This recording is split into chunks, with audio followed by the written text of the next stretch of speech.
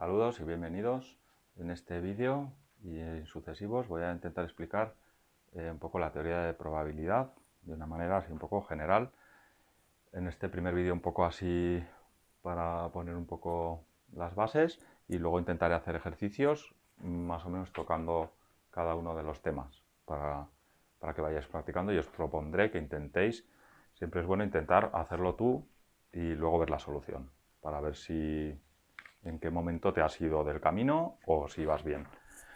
Bueno, la regla de oro cuando empezamos con probabilidad es la regla de Laplace. ¿Vale? La regla de Laplace lo que hace es simplemente calcular la probabilidad del suceso A con una fracción. Entonces, en esta fracción ponemos aquí el número de casos posibles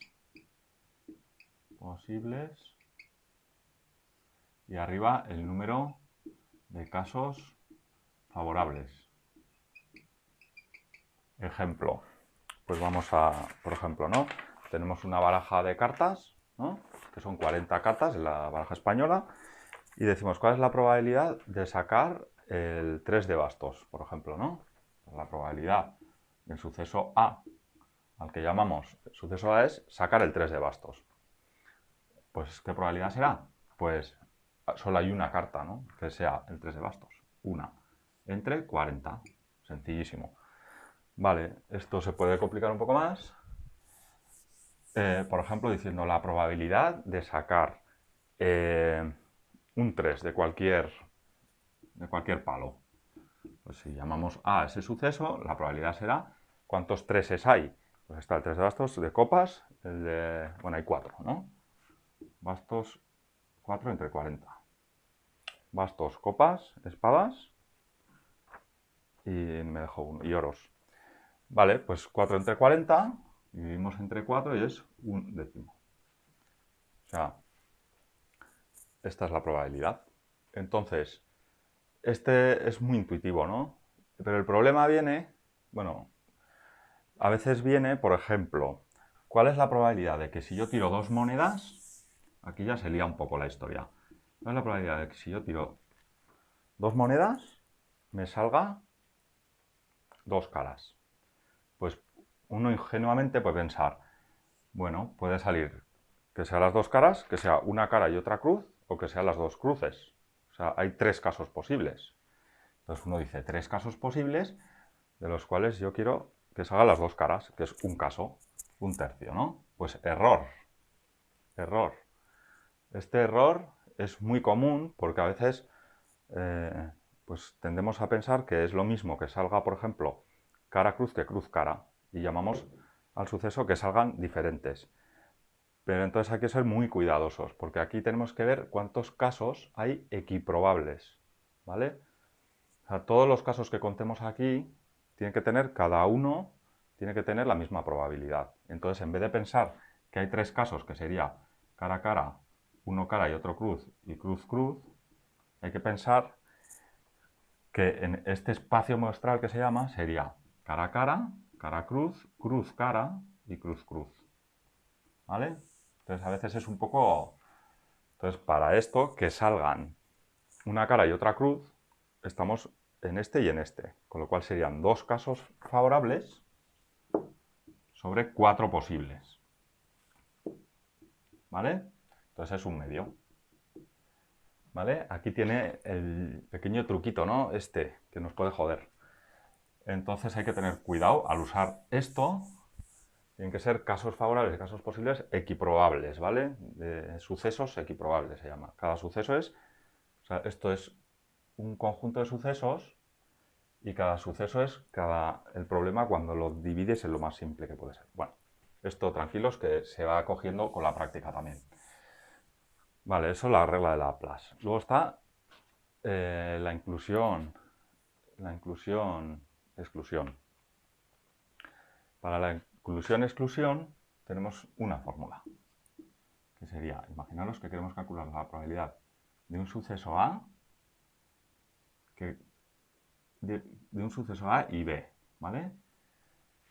Pero que ocurran cualquiera de los dos me vale, o sea, A o B, ¿vale? Recordad que la unión muchas veces representa la O sea, algo o otro algo, y la intersección representa la I. O sea, en teoría de conjuntos, la unión es que esté aquí o aquí o aquí o aquí, donde sea, y la intersección, en teoría de conjuntos, es que esté a la vez en este conjunto y a la vez en este. O sea, aquí. Es la I. En este y en este a la vez. O sea, por aquí. ¿Vale? Bueno. Entonces, imaginaros que queremos esto, ¿no? Entonces, esto es igual siempre a la probabilidad de A más la probabilidad de B menos la probabilidad de A intersección B. ¿Vale? ¿Esto qué está haciendo? Tenemos dos conjuntos y te calcula la probabilidad de A, o sea, de A, que es todo esto, más la probabilidad de B, que es todo esto, y como veis, esta la he rayado dos veces, esta zona, con lo cual la tengo que restar una vez. Entonces por eso se resta aquí una vez. Entonces, al quitar una vez, pues ya he contado todas las regiones, o sea, esta región más esta región más esta región solo una vez. Por eso de ahí viene eso, que se reste luego. Entonces, bueno, esta es la fórmula de inclusión-exclusión, que se puede hacer más complicada cuando intervienen más de... Por ejemplo, imaginaos que tenemos 3. Pues es la probabilidad de esta, menos esta de aquí, porque la he sumado dos veces, esta también la he sumado dos veces y esta también, y menos dos veces esta. Porque esta la he sumado una vez, dos veces y tres veces. Entonces se hacen unas fórmulas un poco más complicadas, pero bueno, eso ya, si en algún momento lo necesitáis, lo podéis consultar en algún libro y probablemente no lo uséis. Estas son las fórmulas de inclusión-exclusión. Pueden llegar a ser muy jodidamente largas, pero bueno, en general, si solo usáis una unión o una intersección de un elemento, o sea, de dos conjuntos, entonces no pasa nada. Cuando intervienen 5 conjuntos ya es una locura. Vale, luego el tema de la probabilidad condicionada nos dice que la probabilidad de un suceso A condicionado a un suceso B es igual a la probabilidad de la intersección, o sea, cuando ocurren los dos a la vez, dividido entre la que ya se ha dado. Por ejemplo, si yo digo, ¿cuál es la probabilidad de que si yo cojo una carta de una baraja y me dicen, ah, es espadas? ¿Cuál es la probabilidad de que siendo espadas sea el 3 de espadas? ¿No? Entonces esto lo podemos calcular. ¿Cuál es la probabilidad de que sea el 3 y sea espadas? Vamos a dibujarlo así. O sea, sabiendo que es espadas, ¿cuál es la probabilidad de que sea un 3? Bueno, yo lo puedo pensar y diciendo, vale, si ya estamos en espadas, ya solamente hay 10 cartas de espadas. Entonces será 1 entre 10, usando la regla de Laplace. 1 entre 10. Perfecto. Pero también lo podemos pensar así. Entonces, ¿cómo lo pensamos así? Pues será la probabilidad de que sea el 3 de espadas, porque estas son las dos a la vez, o sea, que sea espada y que sea el 3, o sea, el 3 de espada, que solo hay una carta, y es de 40, ¿no? Entonces la probabilidad de que sea el 3 de espada es 1 entre 40, dividida entre la probabilidad de B, la probabilidad de que sea espadas. ¿Cuál es la probabilidad de que sea espadas?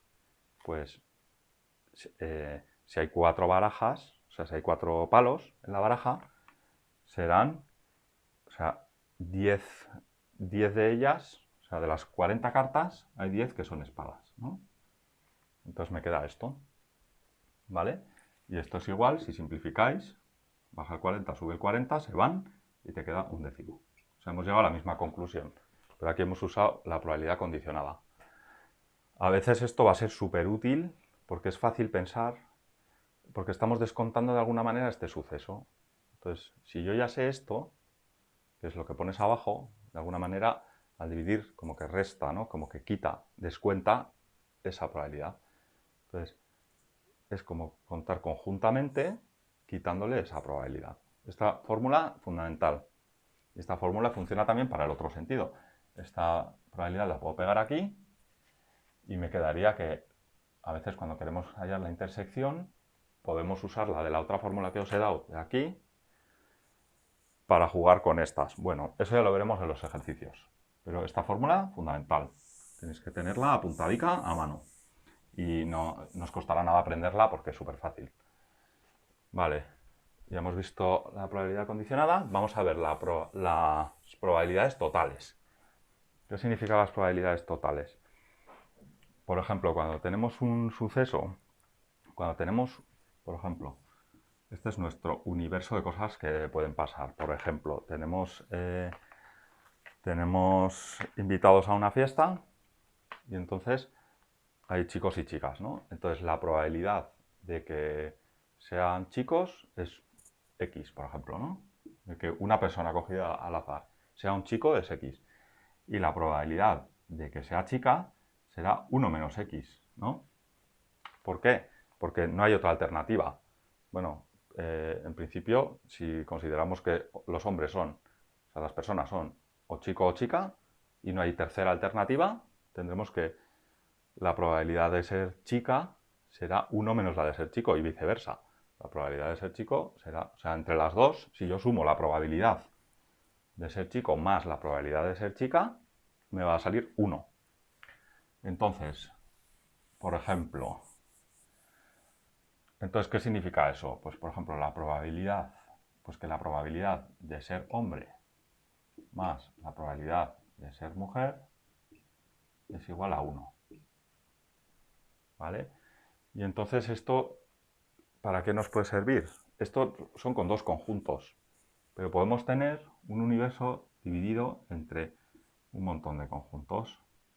Por ejemplo, se me ocurre pues la probabilidad de ser, yo qué sé, la probabilidad de medir, por ejemplo, ¿no? Una persona, la probabilidad de medir menos de 1 metro, la probabilidad de medir entre 1 metro y 2 metros, la probabilidad de medir entre 2 metros y 3 metros y la probabilidad de medir más de 3 metros. ¿Esto qué significa? O sea, aquí ya recojo todo lo posible, ¿no? Gente que mida menos de 1 metro, pues poca gente, bueno, los niños o lo que sea. Gente que mida entre 1 metro y 2 metros, pues un montón de gente. Gente que mida entre 2 y 3 metros, muy poca gente o poca gente. Y gente que mida más de 3 metros, pues no sé si habrá alguien, pero bueno, podría haber. Pero de esta manera hemos recogido todo lo posible. O sea, tú coges a alguna persona al azar del mundo y estará en el suceso A, en el B, en el C o en el D. O sea, tiene que estar recogida en algún lado. Entonces, ¿qué pasa? ¿A qué viene con esto de las probabilidades totales? Pues que si yo quiero saber la probabilidad de que, por ejemplo, otro suceso, ¿no? De que alguien sea calvo, que no tiene nada que ver, la probabilidad de que sea calvo será igual, siempre puedo hacer esto, ¿vale? A la probabilidad de que sea calvo siendo más bajito de 1 metro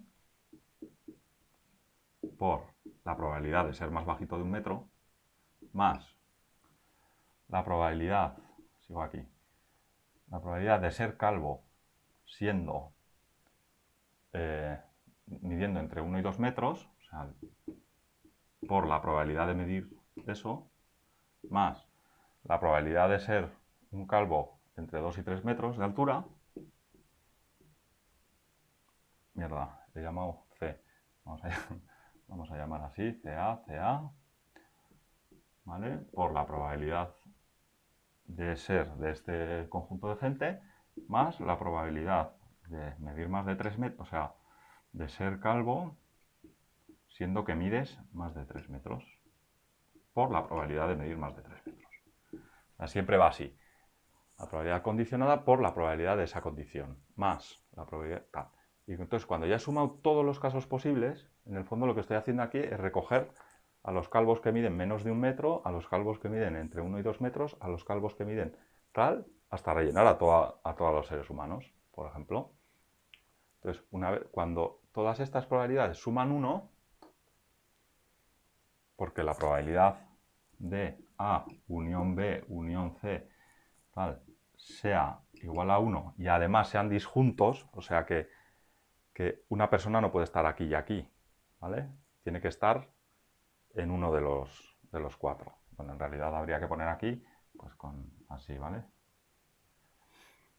Bien, tiene que estar en uno de los cuatro, no puede estar en dos sitios a la vez. Entonces, cuando es así, o sea, cuando las probabilidades suman 1, en este caso, eh, todos son, o sea, y todos son disjuntos, o sea, no puede haber un suceso en dos sitios, entonces se cumple esta fórmula. ¿Vale? A veces la podéis ver expresada como, así de forma resumida, como la probabilidad, por ejemplo, de z es igual a la probabilidad de z, bueno, es igual al sumatorio de la probabilidad de z condicionado a AI por probabilidad de AI desde i igual a 1 hasta n, siendo que AI y AJ, esto es un poco formal, con J distinto de I, perdón, esto es, bueno, es el conjunto vacío, perdón, es igual al conjunto vacío. O sea, eso significa que cualquier par de conjuntos sean disjuntos, o sea, no compartan ningún elemento. Y que el sumatorio de las AIs, de I igual a 1 hasta n, sea igual a 1. O sea, perdón, de la probabilidad de AI. ¿Vale? Esto es un poco formal, pero viene a decir lo que os he explicado. A veces se llaman particiones. Estos conjuntos que recogen a todo un conjunto grande, un universo, se llaman particiones, porque son disjuntas y reúnen a todos.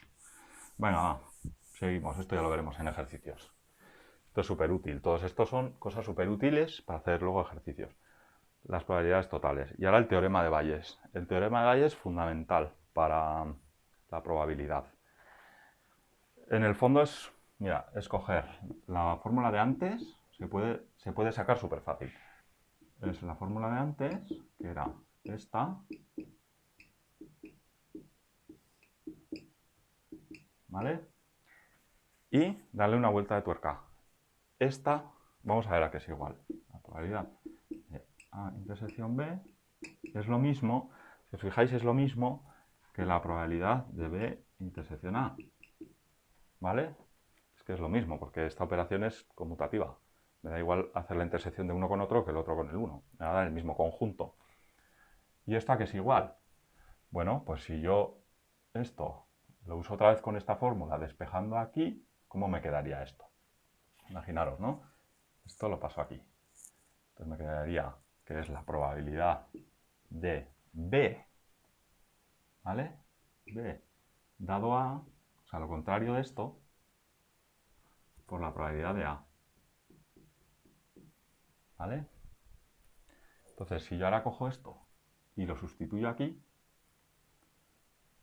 pues tengo el teorema de Bayes.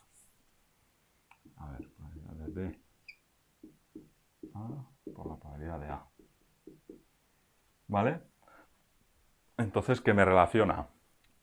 La probabilidad de un suceso condicionado al otro con la probabilidad de la condición del suceso que yo quería calcular, o sea, la condición de esa, el suceso. O sea, es como la probabilidad de...